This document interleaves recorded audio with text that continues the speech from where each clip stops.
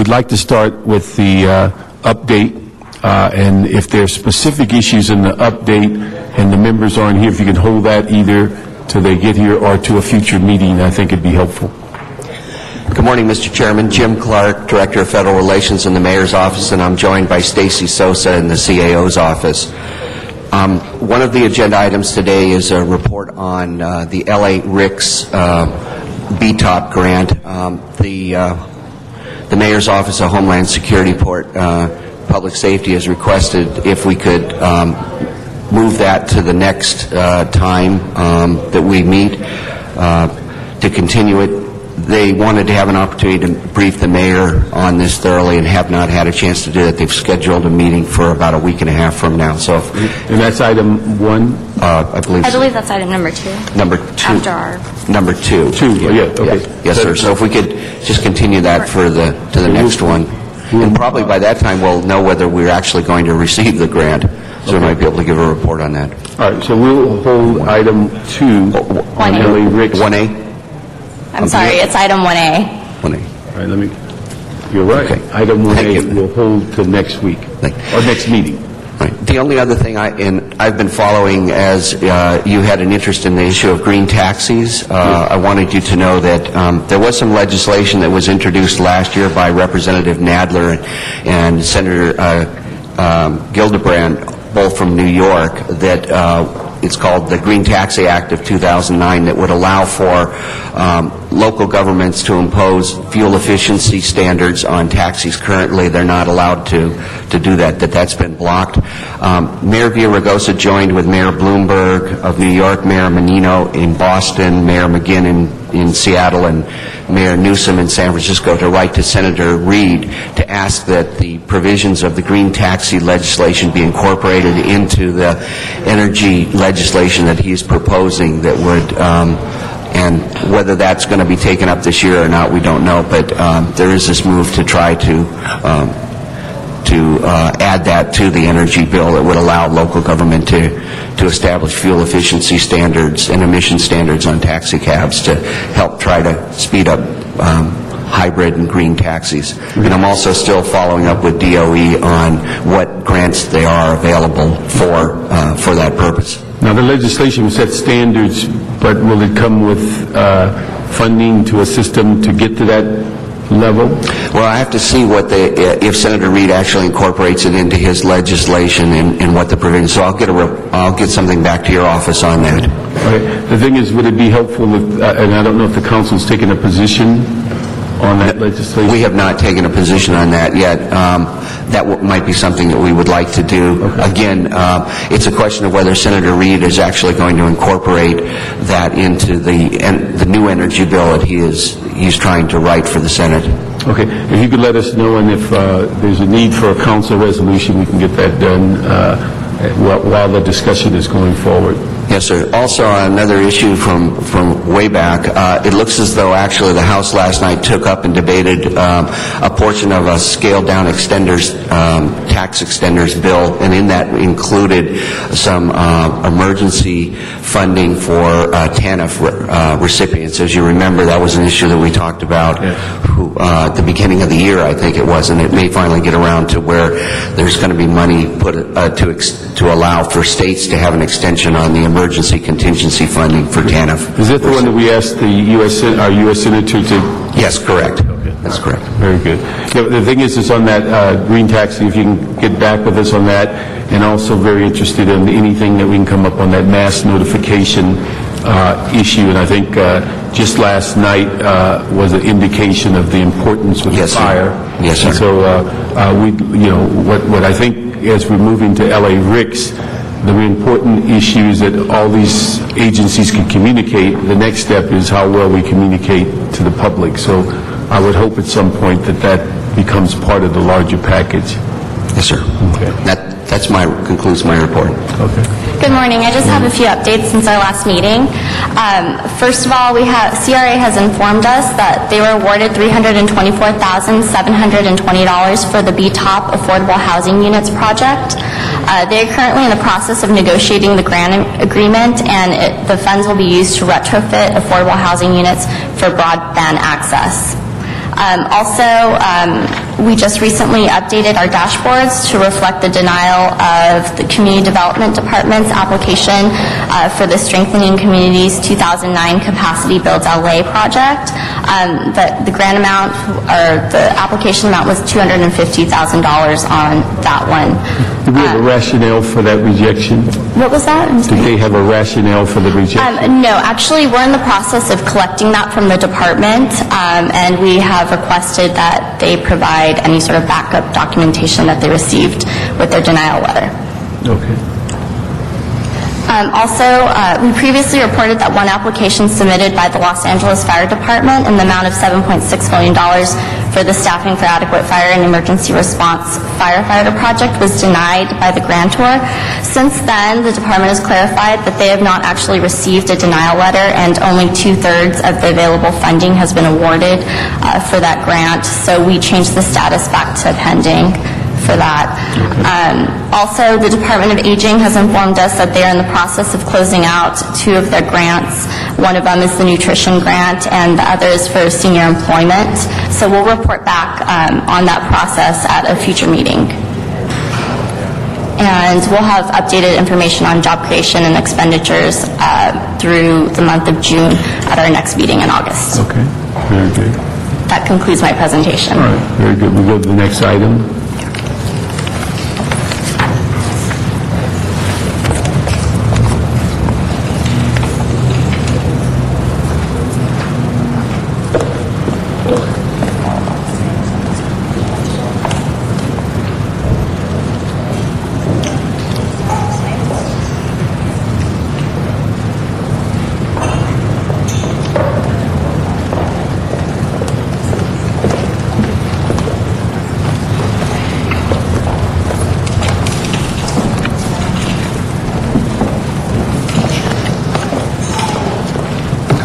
Good morning, Chairman Parks. Good morning.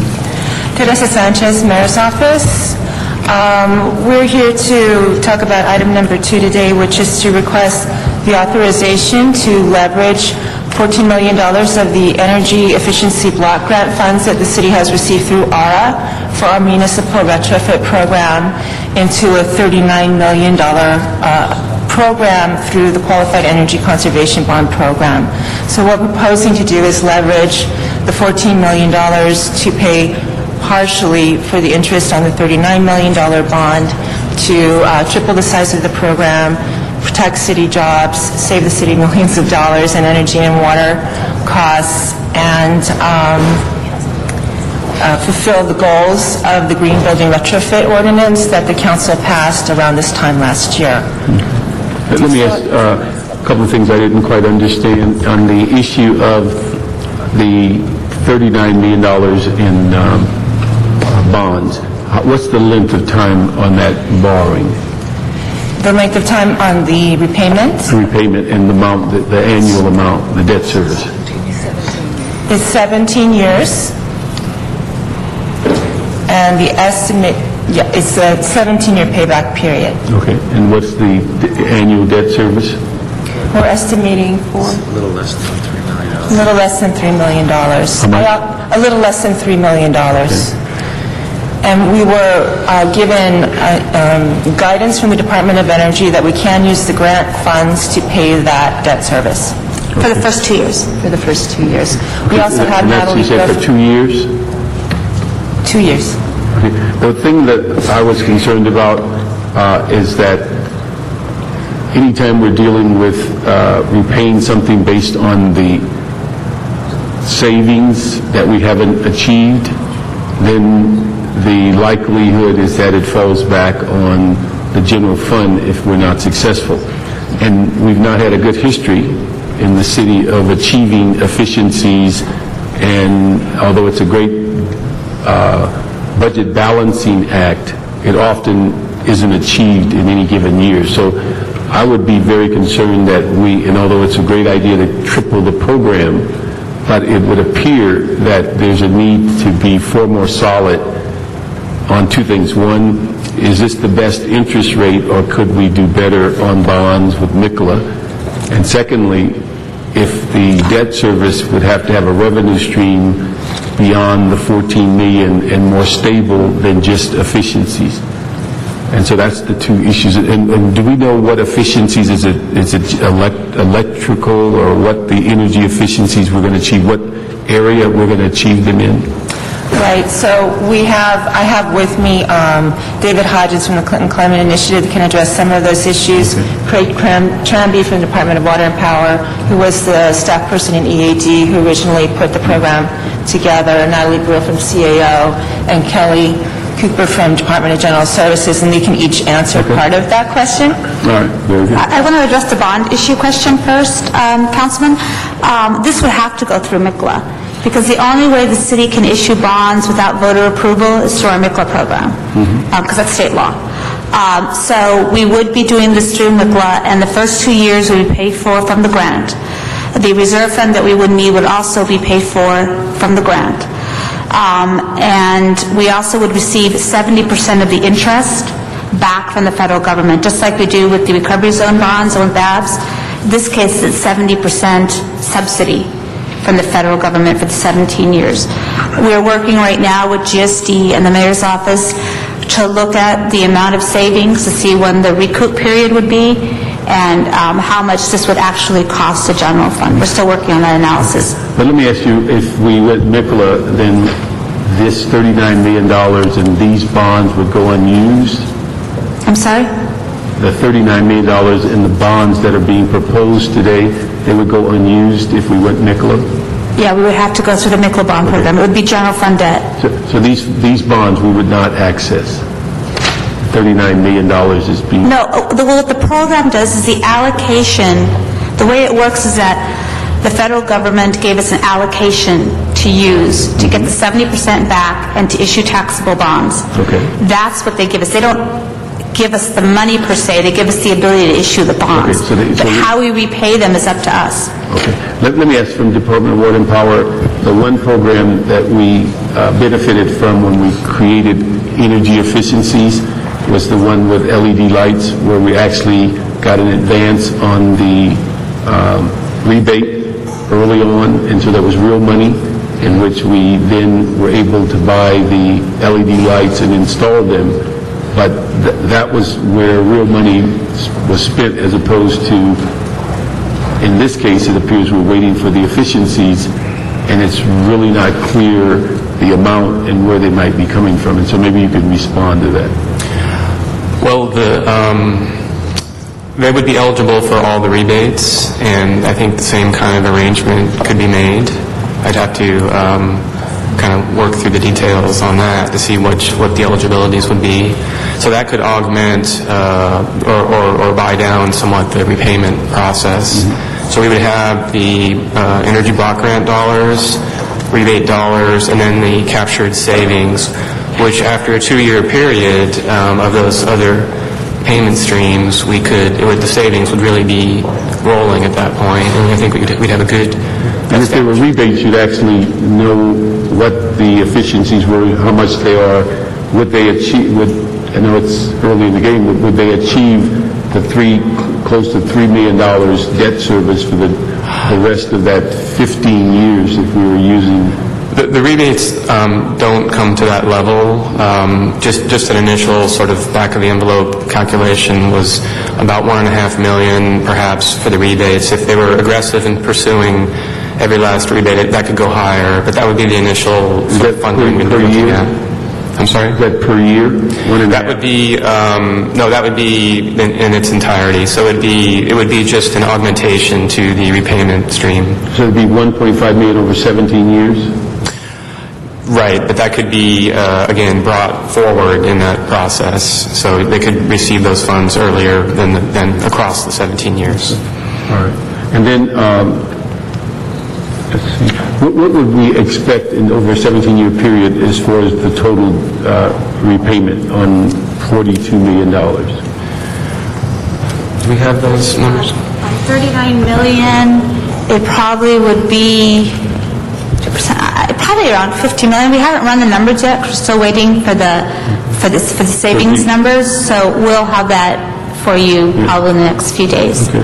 So it'd be somewhere about $8 or $9 million above what we borrowed. And so then we'd have to consider what you get back in the efficiencies to determine whether it's cost-effective. Correct. And if we're only going to get 1.5 over 17 years for rebate, that's not going to carry the day. Correct, that's the rebate number. The question would be, once you put in the equipment, And Mr. Hodges could address Yeah. some of the savings issues, because that's really critical. Sure. The rebates would be front-loaded as the projects were going through construction and the performance was evaluated as the new equipment was installed. So that would all occur in the first 2 years implementation. Looking at 2 to 3 year ramp-up to expend the full 39, if that's the amount that's actually borrowed. It could be as 35, but the whole approach would be to balance the amount of bonds that are issued with the savings that are expected. At the low end, GSD's consultants are expecting a 22% savings overall, which equates to about $3.5 million. So if we look at that, I haven't had a chance to plug these revised numbers into the financial model yet, but based off of the last draft that we did, there was more than double the savings as the debt service. So, I have to plug these revised numbers in, but there is some cushion if they can achieve close to what's anticipated here. If I understand it, it sounds like we're in good shape for about 3 years, and then it gets kind of murky after that, because you have the $14 million in cash that you can use. You can front load the rebates, which DWP is saying 1.5 over the length. You're saying maybe 3. But again, it's a long way away from $50 million over 17 years. And so that's what my concern is, because as we know on all of this, and I think the dilemma I have as it impacts the general fund, if we don't have a specific source of revenue that we identify as the savings, then it gets clouded because we pay our bills and we'll keep paying them, and nobody will know whether the efficiencies are kicking in or not kicking in. So it's important, if we're talking efficiencies, if we're talking a rebate, that the hard dollar in the source is identified for the length of the payback. So that's what we need, and we haven't seen. When will we see the financial analysts about this project? Right, and I just wanted to mention also, part of the consideration here is that the electrical rates are going up. We know that for sure. We don't know how much. So the question is, what happens if we don't make this investment? How much money will be increased, and how much the general fund obligation will increase over that same period of time? See, I think the point I'm making is that nobody is debating there's a need to do the task. The debate is, should the general fund be hung out to pay it if none of this comes true? And so there's no debate that it's an important project. The debate will come down to what are the identifiable funds, how many are there, and do we buy into a 17-year project with only 4 years or 3 years of hard money for sure? But one of the things that we're looking at, one of the things that we have asked GSC to do is to provide us an analysis of the growth of rates, of electrical rates. So does it make more sense for us to pay additional costs on water in the electricity bill, or is it more efficient for us to pay debt service out of the general fund? I mean, that's one of the things that we're working on. We agree with you 100%. Yeah. So we're trying to at best come up with what we think the rates will be, compare that increase to what the increase in debt service would be. So if you end up paying less debt service than you do, the power bill, then we agree it's the same source of funding, but it may make more sense to pay debt service and to pay a higher electrical bill. That's one of the analysis that we're still working on, Let Councilman. me ask you, what's the timeline that we have to submit this? The deadline is August 15th. August 15th. And that's why So we're... it has to be through council by August 15th, or it has to No, be... it has to go to the state of California by August 15th. We need this to go through council as soon as possible so that the CAO can do their work. We also need for city attorney and the CLA to do some work. Okay, let me see if my colleagues have any questions, because I think we're going to have a lot more information before we get this to council, ask them to vote on it. We did talk to the state. I called the state and said we could have a bit of an extension until we could work out all the numbers and get the rates, and the answer is basically no. If we don't use the $39 million, 37, whatever it is, then the money would revert to the state, and the state would reallocate it. It's the same thing for all the recovery zones. This is not unique. So we're working very aggressively. That's why we're working so quickly to try to get this done. Yeah, well, the bigger question for me, frankly, is just what Mr. Parks was saying. We just don't know what our exposure is, right? 3-4 years from now, what kind of a general fund impact it could have or might not have. Is there any way to give us more comfort on that aspect? Well, according to the analysis done by GSD's consultants, it's going to produce a 22% savings, and that's annually. So that equates to several $1 million per year in excess of what the debt service is going to be. And there are Councilman Park's point is well taken about the need to measure and verify the savings. The technology has really progressed a lot in the past years. Part of what would be proposed here is installing enhanced metering and sub-metering of the space and also of the system, so we can see with clarity how the building would have performed in the absence of these measures, and then how it is performing post-retrofit. So it is possible to quantify those savings, but it takes some diligence and investment. And that's part of what's being proposed here, is installing building automation systems that can look at all of that very accurately over time. Is there any opportunity to work with the state or the federal government about the August 15th period, just to have a little more flexibility in the schedule? Well, the CAO did request an extension from the state and was told no. Pardon me? They were told no. By who? The state of California. By the state of California. Can somebody clarify that? I mean, the state's 36 million people. I mean, who's the one saying that? The state government agency that oversees this program. They, under the federal law that created this program, right. the state was given certain regulatory requirements, and one of them was to impose deadlines on when municipalities and agencies could use the money, and they didn't use the money, the state was allowed to take it and reallocate it so the allocation would be used. I see. So the state came up with this August 15th deadline for us to turn in certain documents, and that's what we're trying to work on now on that. And so a lot of cities have been struggling on all the recovery zone programs to get these done because of the credit crisis and information available. So we did call, and I talked to the director and said we really would like an extension, at least for a month. And they said absolutely not, because if you can't spend the money, we want to be able to reallocate it. Well, we're not saying we can't spend the money. We just want to know the after effects of spending the money. We agree. In these days, we just don't have that luxury of taking too many risks. Yeah. This is Marilyn Garcia. I'm with the City Attorney's Office, and I wanted to clarify what needed to get done between now and the 15th, which is a Sunday, so it's really the 13th of August. Yeah. And with this program, before you today is a conceptual presentation, but what needs to be done, approved by the council by the 13th or sooner, is a plan of finance for this, which is a resolution identifying projects and that sort of thing. That isn't here today, I see. like it is for item 4. Right. So if you were to move this forward for further consideration by the council, it would have to go back to the council, we think, unless you want to have another committee meeting here in a timely way, would be for it to go a different approval package to go back directly to council before the 13th, and the approval package would be similar to the one that's in item 4 on your agenda today. But let me just say, I have a concern presenting something to council on a philosophical point, and that we are putting the resolution together without the hard dollars. And so let me just make a recommendation.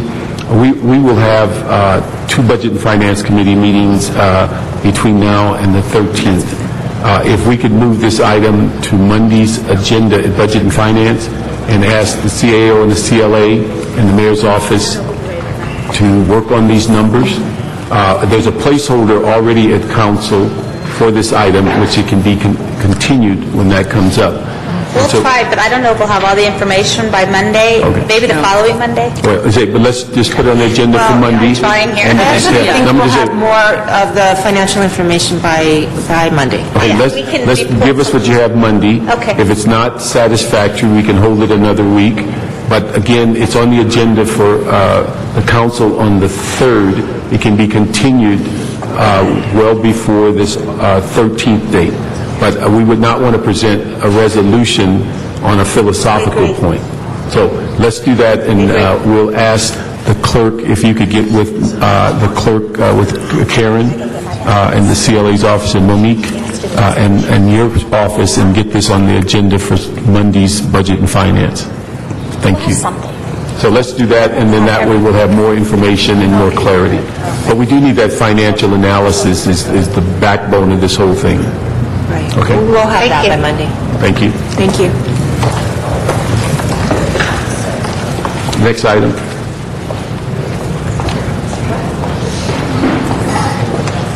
If we get a chance. I told them when they're doing their overview, then those ones will hold it until they take it.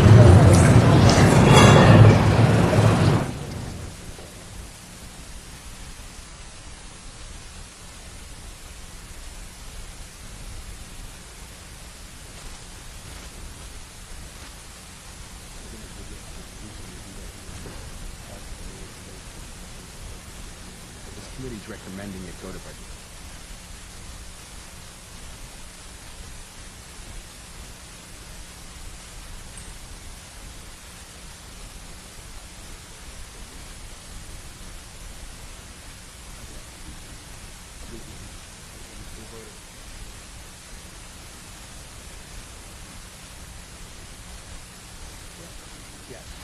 No recommendation to the budget and finance.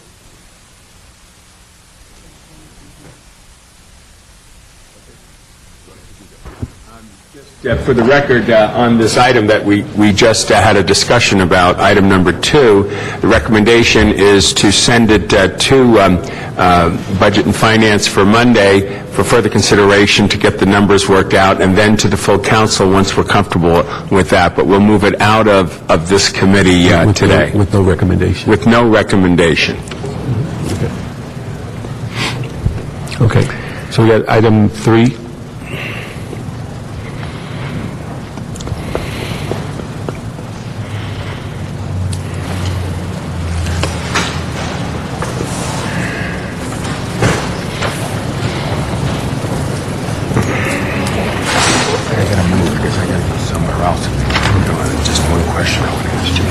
Let me ask you, just hold tight. Mr. Clark, can you come up? Mr. Rosendahl has right here. To the podium. He just has a question on...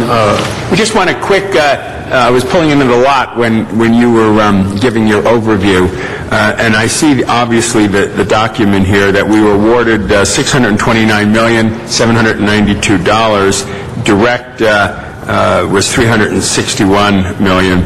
Indirect was another $267. And we're seeing jobs created and jobs retained, which of course is one of the goals, obviously, of this stimulus. Where are we overall right now with our asking for the overall amount? You have $1.7 billion. We've gotten 629. What's your feeling about more grants to us and some of the other projects we put in? We've not seen any additional NOFAs coming out.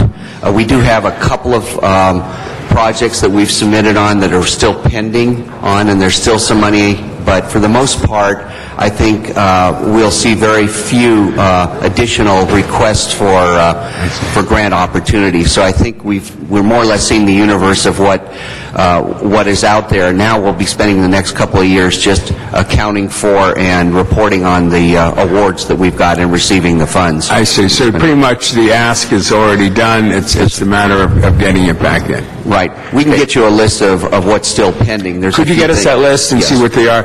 Maxine Waters, you might know this, is introducing legislation for $200 million to keep affordable housing in the mix when buildings are demolished. As you know, in this great city and other places, you have an affordable housing complex. They put in a new structure, and there's a few affordable units within that structure, not the same one-for-one. Her legislation is asking one-for-one, that if it is an affordable unit, the new structure should have that affordable unit back in. Because obviously, we're underhoused here in terms of quality housing for people. Can this be thrown into the mix and worked on? Do you have any sense of her piece of legislation? It's a good piece of legislation, and I know that the council and the mayor have both been very supportive of this, and it's incorporated within any of the plans that we have for Jordan Downs or any of the other redevelopment that we're doing. But I'll follow that for you, and I'll also be happy to get a report to you on Yeah, and if there's anything we can do to support her in it, I think it's a critical piece of legislation that could help us in our city. Yes, sir. Thank you, Mr. Chair, for that. Thank you very much. We'll go to back to item 3.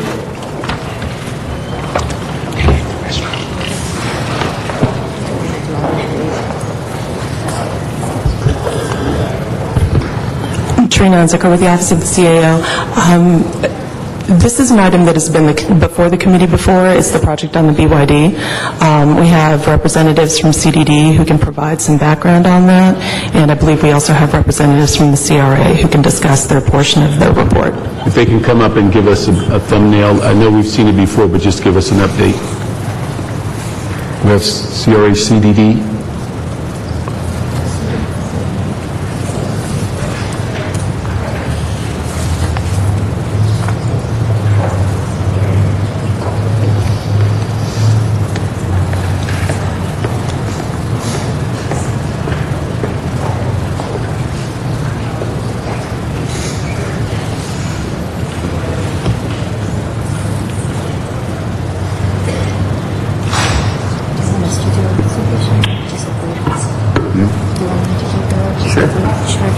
Good morning, this is Joanne. I'm from the Community Development Department, and here we're presenting a project called BYD Headquarters Project. And in this report, we're requesting several authorization between CDD and CRA with the building owner, Auto Center LLC, and also the business called BYD Motors, and they are requesting $2 million, $1 million from CDBG, and a $2 million from CDBGR to rehab a building on 1800 South Figueroa Road. And the work will be mainly focused on the building rehab and TI, and the BYD Motor will use the business as their headquarters in North America. Okay. And this is going to take, a couple of years to get this done? No, I think... If I could, Councilman Parks, BYD would very much like to be in operation by the first quarter of next year, so this is an immediate project. So all of these upgrades, because this is a vacant building? Yes, sir. Okay, so they will be built out for them within, a 6-month period? That is their expectation, is to be operational within the first quarter of next year. And the city's commitment on this is to do the build-out, and then once they're in place, is the city a city building? No, the funds will be used by BYD to do the construction themselves. For the build-out? That's correct. Okay, but this does not subsidize in any fashion the purchase of their building or the lease of their building. It's just a matter of getting them prepared to become operational. That is correct. They have entered into a lease with the property owner, and this is for the tenant improvements that BYD is responsible for. Okay, and just for public information, what's the business specifically that they're going into? BYD is a Chinese company, the largest battery manufacturer in China. They're the 4th largest car manufacturer in China. They're coming to the United States to expand their presence here in both batteries and in electric vehicles. So electric vehicles and batteries? And batteries, yes, sir. Okay. Do you have anything? We've been, Mr. Wesson has joined us. Do you have anything? Okay. Thank you very much. We'll move that item. Thank you. Appreciate it. Thank you. Thank you, Councilman. Thanks. And then we'll go to item 4.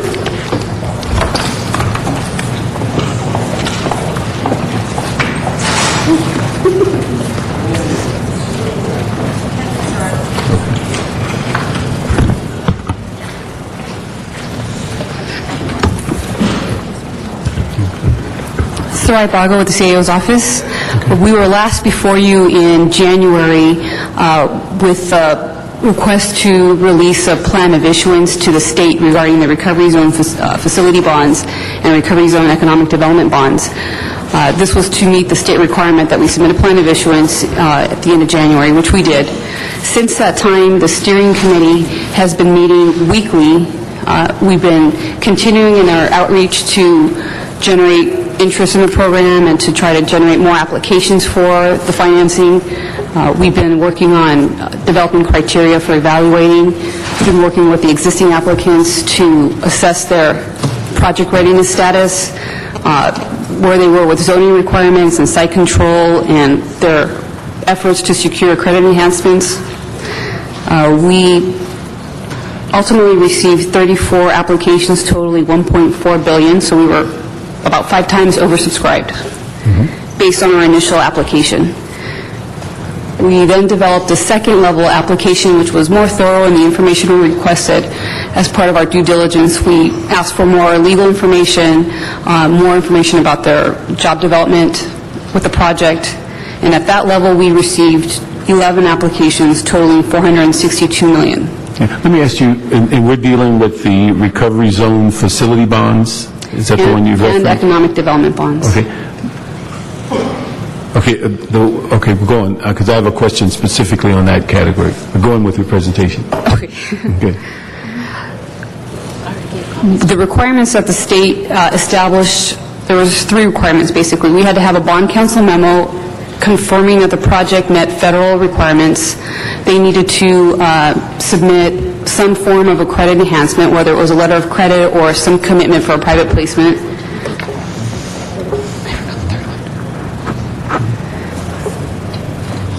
What was the third one?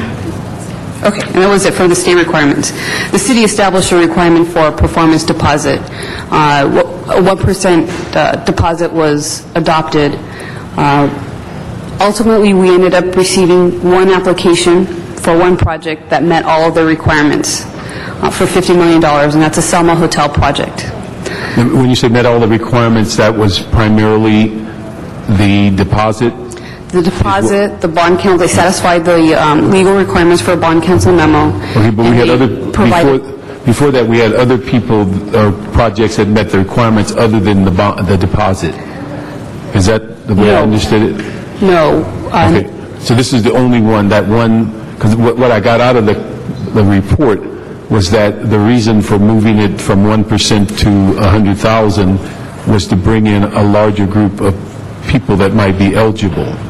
There was the possibility of another project that may come in if we're able to get a lower deposit amount for them. Okay. Is that one project? Or 2 projects. Okay. Are those projects mentioned in? They're discussed in the report. Okay. It's the. So right now, the only project that meets the 1% and all the requirements is the hotel. This is the Selma Hotel project. Okay. All right. Okay. Let me ask you, what was the outreach? And I don't want to misquote, but it was selected council officers were contacted. How did that work out that only some council officers were contacted? Mr. Parks, May Smith from the Community Development Department. Right after Council approved our destination of a recovery zone as well as the various policies and procedures, Community Development Department along with the committee members, we extended outreach. First and foremost, we had an introduction to all the council offices, and that was conducted by the CLA. Subsequent to that, CDD conducted between 12 to 15 individual seminars to the local communities, both in Los Angeles, in the business district, in the Pacoima, in the empowerment zone, in the South LA, the Greater Los Angeles African American Chambers, a variety of venues that we have attended. Okay. Let me ask, on these funds, primarily with the Recovery Zone facility bonds, do they evaporate if we don't use them at a certain point? The state the allocation will be deemed waived. Whatever we don't approve will be deemed waived. Okay, and then what is the timeline on that? When do we have to approve? We need to submit our list to the state by August 13th, effectively. Oh, the same August 13th? Same as the qualified energy conservation bonds. All right. The other thing, and as I was trying to follow the report, it looked like the hotel was firm in almost every category. Now, from looking at the other project that was just below it in CD4, it looked like there were loose ends that they hadn't purchased the property, and so it looked like it was still being managed as opposed to an identifiable project. And then when I went to the Wattstar, it looked like they were eliminated because they hadn't jailed as a project, but the similar issues were in the second project also. And I was trying to figure out what was the distinction to look at CD4 and CD15 differently. Well, the recommendation is the same for both of those projects. Okay. In the staff report, we're unable to recommend them. We were unable to recommend them at the time that we wrote the staff report because they did not meet the state requirements. Okay, is the state they're not meeting the state requirements, or they can't meet the 1%? The primary concern is their ability to secure credit enhancement, and that's a challenge that nearly all of the applicants faced. All right. So the issue is that you presented them to us that we could put them on the first one as a attachment A or a done project. The other two we can put in a situation that if they can clear up their paperwork before the 13th, they can be considered. Is that what we've been... Right. They could be added to the resolution by council action at any time prior to when we submit the list. And that has to be done by the council by the 13th? Yes, Okay. because what's attached to the staff report is a resolution That's that much doesn't... clearer then. I got it now. Okay. Okay. Anybody else have any questions? Okay. And just one point of clarification. The report has two alternate recommendations that need to be decided on by the committee and council, which has to do with the performance deposit. Okay. And that's the decision about establishing the cap of the performance deposit at $100,000. So that's a point that needs to be addressed in the Okay. committee. And again, I think the issue, if it brings more people in, if they meet the qualification, brings more people in, I don't think anyone would disagree with that. Because that was an internal requirement. That's not a state requirement. That was a city-established requirement. Okay. Now, let me just, before you move, let me ask Jennifer Rivera from CD15, if you come up, she had some comments.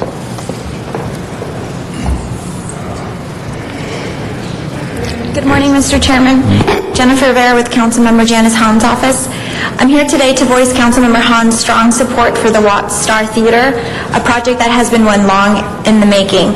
As you've all read in the report, the $14 million Recovery Zone facility bond would help finance the construction of a new approximately 34,000 square foot, two-story development consisting of a 4-screen feature and specialty film cinema.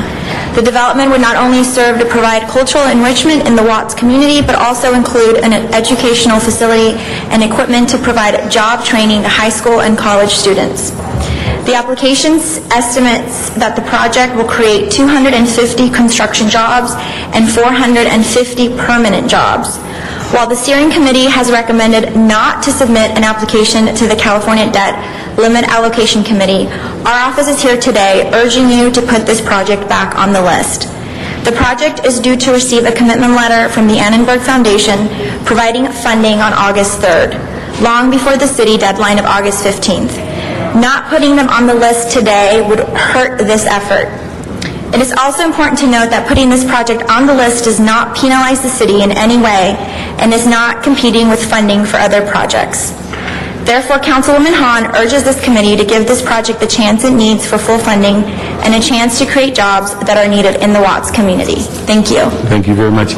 Let me ask one other question. Is that, again, if we don't comply by the state, we lose the remaining money? They get to redistribute it? Correct. Okay. The issue, if we put a project on the resolution and it doesn't meet their criteria, they just draw a line through it. They'll reject the project and reallocate it at that time. Let me see if we could satisfy a couple of things. If we could ask for 2 resolutions, one with all 3 projects, one with the hotel, and if we do not get the necessary paperwork in by the 13th when it gets to council, then we will approve one or the other. Okay? So we'll have a resolution with 3 or a resolution with 1 presented to the council. Then we'd have an expectation of the CAO and CRA and other city families to tell us what meets the criteria at the time of our vote. Yes. Okay, and that gives them time to resolve these conflicts for both CD4, CD15, and if they're able to resolve them, we can move forward with the appropriate resolution.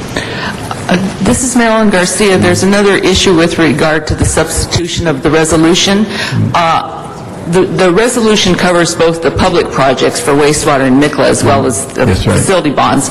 And I changed the language in the resolution that was originally submitted to give more flexibility for adjusting within the wastewater program the projects as long as it doesn't meet the maximum.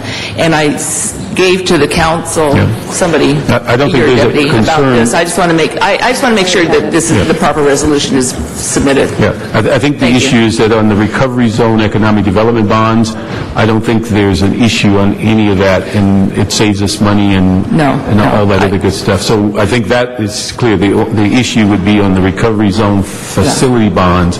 We want to have that flexibility. Okay, so yeah, we see your changes, and they're not an issue. Thank you. Okay, so can we get that done? Do we have a date for council? Let me ask the clerk. Do we have a date for council? I believe on the agenda is scheduled for August 3rd, and we were hoping to have that moved to August 4th. Okay. Let me ask this, is that if we can put it on the 3rd, but we want to give maximum time for CD4 and CD15, so it might be continued. I think the 13th would be our last date for consideration. Correct. Okay, so let's put it on the 3rd, but give them the maximum time to resolve their issues. Mr. Parks, I'm scheduled to go to jury duty on the 3rd, and if it's moved to the 4th, it's more likely that I will be able to attend. I'm not essential. I'm just one day change. I have grave doubts it will be heard on the 3rd. Okay. And so just a placeholder, and if it's set, we can just go there. Okay, thank you. Thank you. Does that resolve everybody's issue? Okay, Yes. so we'll do that as far as directions on item 4. Okay, thank you. Thank you. That's the last item? Okay, so there's no public comment cards. We're adjourned.